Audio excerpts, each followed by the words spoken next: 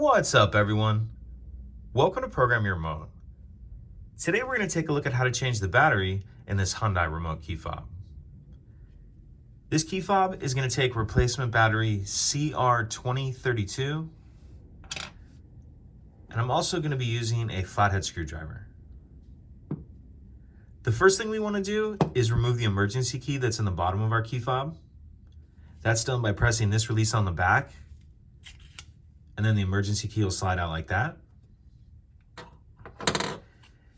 Now, if we hold it with the buttons facing down and we take a look at that little slot that the emergency key just came out of, and if we look just below it, we see there's another little slot right here. What I'm gonna do is put my screwdriver in that slot, and then I'm just gonna twist it like this. So stick it in that slot like that, and I'm not sure how well that camera's picking that up.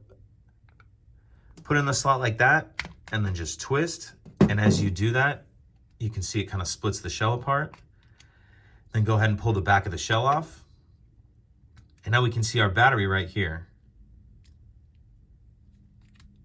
Get our old one out of there. Grab our new one, and we want to make sure that we're installing that with the plus side up.